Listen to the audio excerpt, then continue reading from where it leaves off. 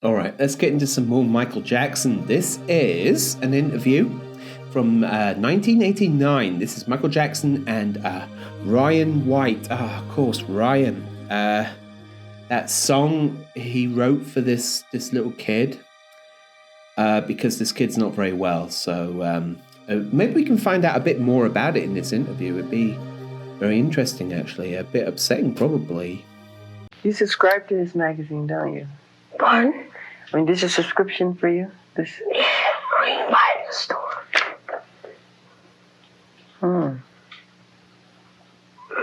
That's a pretty one. What is it about these that you like? I don't know, just the way they look, the way they handle. This a Mustang? Yeah, it's a funny car, like. This one looks like it's like a racer one. He brought. Wait. I read a news article in one of the interviews I watched, or something I watched here on the channel. I reacted to it. He anonymously bought him I think it was a Mustang. He gave it to him or something. Yeah. I mean, how amazing is that?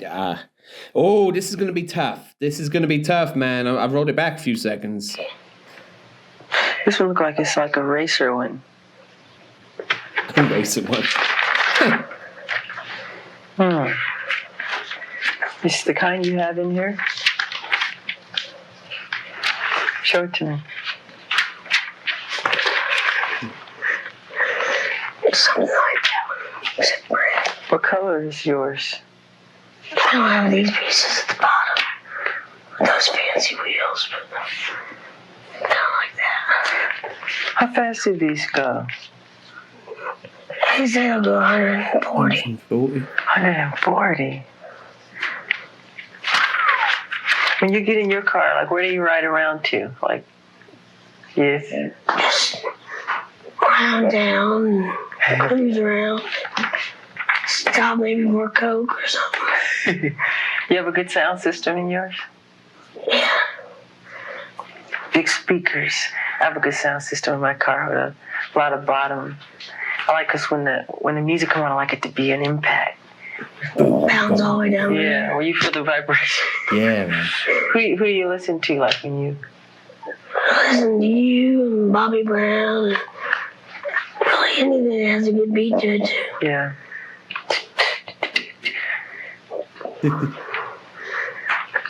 I love how spontaneous Michael is. And also, right, it's like the kid is feeling more awkward than what Michael is here.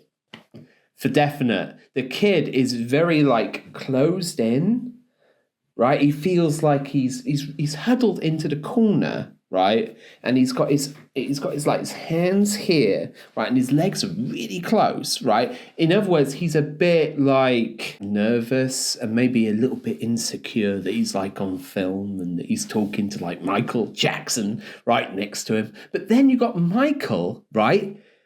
And this is one of the very first times, in fact, I've seen him relaxed. He is genuinely relaxed in this. You know, when he is talking to others, he's getting interviewed, right, by Molly Milgram or whatever the guy's name is, Molly, right, and all them other, like, he is like Ryan here. It's roles reversed here. It's like Michael, he looks really relaxed, like it's like I don't know. It's just it's another thing. Right? Childlike, not childish. He relates more to children and young adults than he does fully grown adults. You know? Yeah. Neat. And it really shows. That's pretty neat.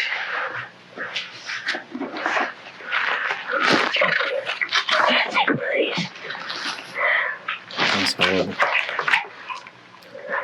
Give me some water. Oh, hold on. Some water. Oh, bless him. That's horrible.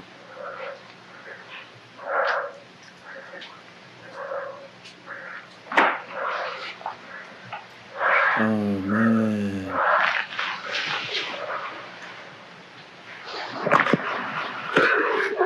What is that? It's AZT. It's to help keep my pneumocystis away. What does it do? It helps keep the pneumocystis away. It's a rare form of pneumonia. Only AIDS patients get. Damn. Oh.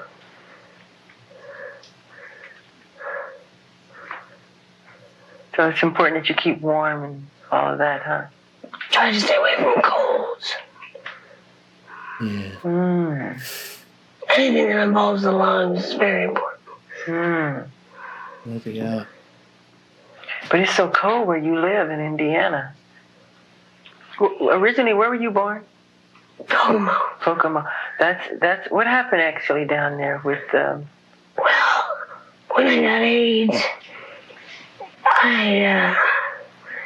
not a lot was known about it then.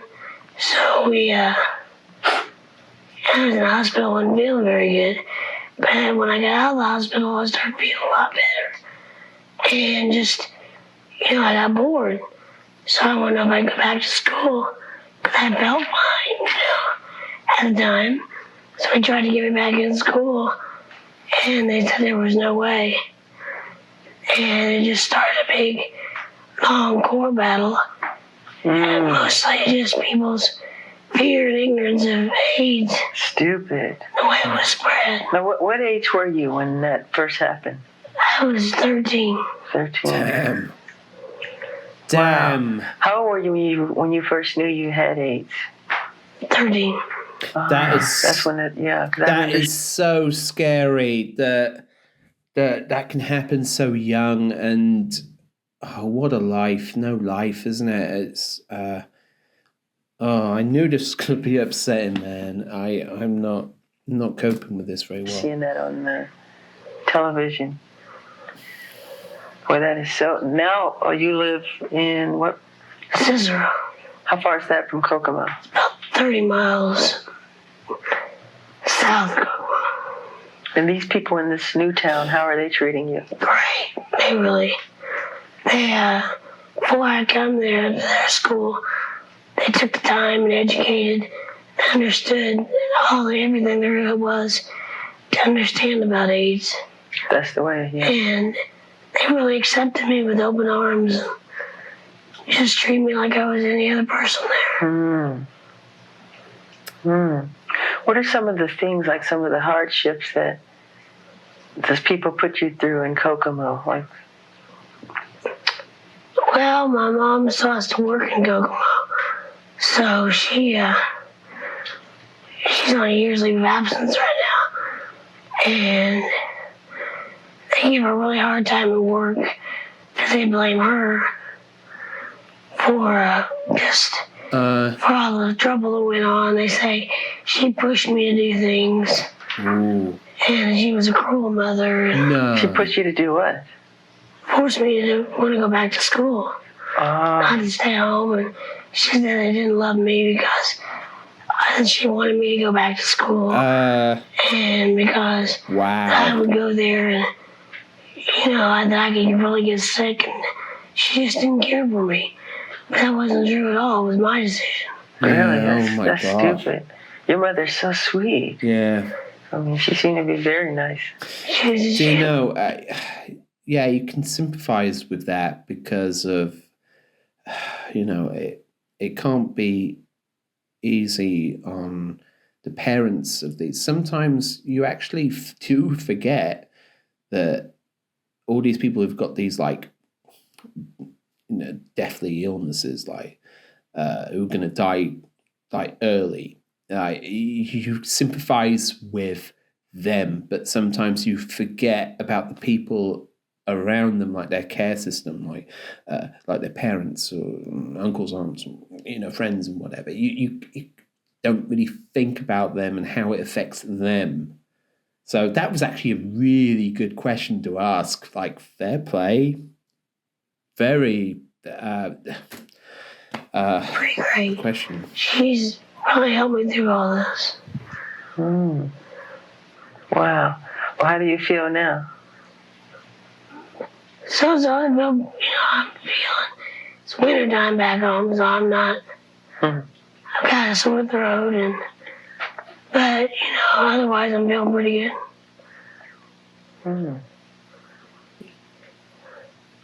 You look better this time, though.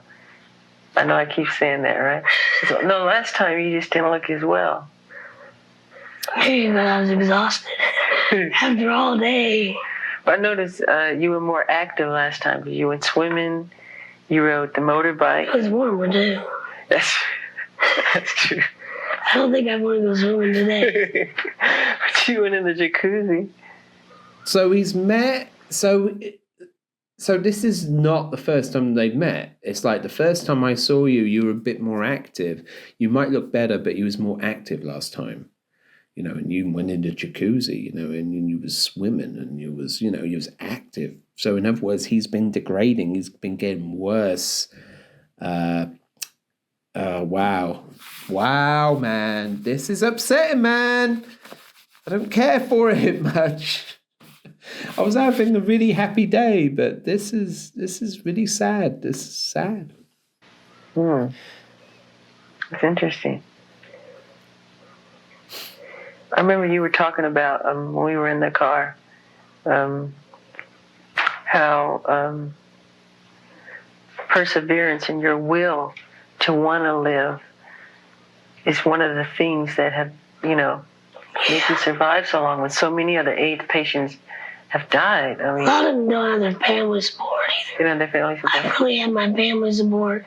Plus, I've had a strong will, to plan things. And, like tomorrow morning, I'm going to get up, I'm going to have orange juice and cereal.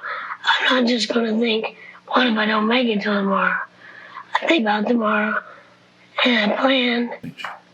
I think it has a lot to do with... That's a good way of thinking. Just a positive mental attitude. I like that. So, like, if you're in the hospital, you're not thinking how sad it is. Yeah. And, Right. Gee, if I'm ever going to get out of here, you're positive. You know you're going to be okay. That's great. Try to think, I plan on what I'm going to do when I get out. Yeah. So you're saying your mind has a lot to do with your health. Yeah. That's everything. That's great inspiration for a lot of sick people to know that. Yeah, it is. And I believe in that. It's very true. Gosh. Do you know, I like the fact that he's sympathetic, Michael, to this. It almost feels like he wasn't, like, asked to go and do this. It almost feels like he's making, like a house call to his friend. I get the feeling that it's not a forced thing.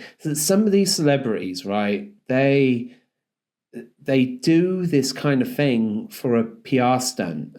They do it to gain popularity, stuff like that. This does not feel like that.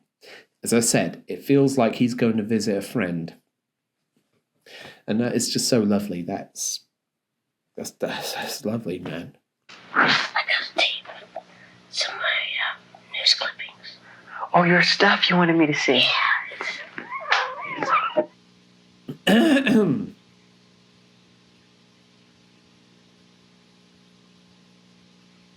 So I wonder what he showed him. That must have been like, well, maybe to go over it now. I can't believe that. That's really amazing. What he had done. To really survive it after all of that. It's all new, real news clippings, too. It's amazing. You've really been strong. I have to give it to you. Oh, it's what he went through. Okay. It was tough. We all had to. Mom stuck by me. I was stuck by her. You've really been strong. It's amazing. People can be so ignorant. I can't believe it. You think they would have some sense of compassion after, something like that? Yeah. Yeah. But that's why you're still here and who you are.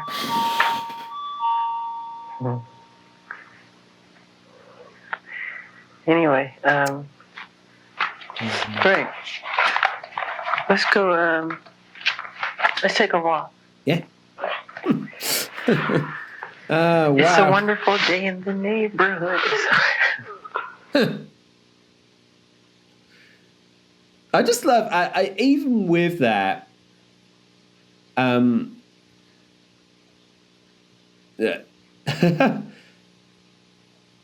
It's just like he's walking with a friend. Like seriously, I cannot understand. I cannot state this enough.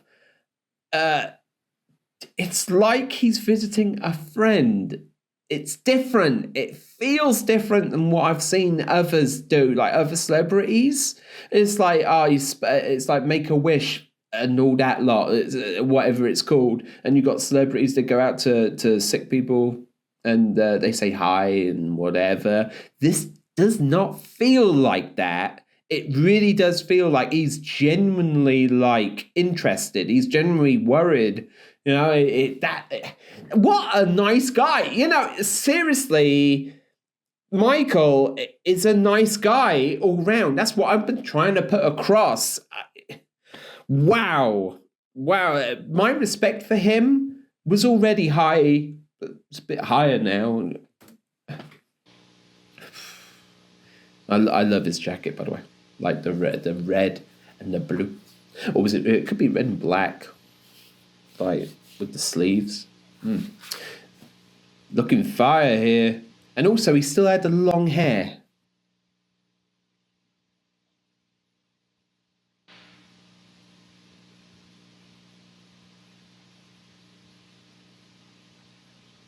It's funny, I've never actually seen like footage of Neverland. Because I believe this is Neverland, right? So I saw a statue back there. Wow, okay.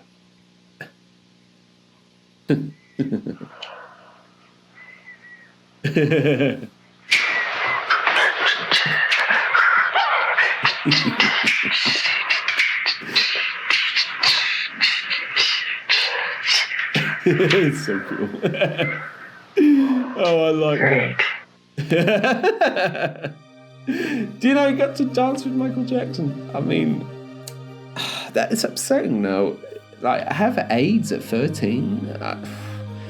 You know, I have AIDS at any age. It's horrible, but you don't have much of a life. It's like how do you wake up one day when you're like 12 and then you go into like a hospital and whatever, and then they do a bunch of tests on you. When you're 13, you said, well, you're not going to live to see your 30s.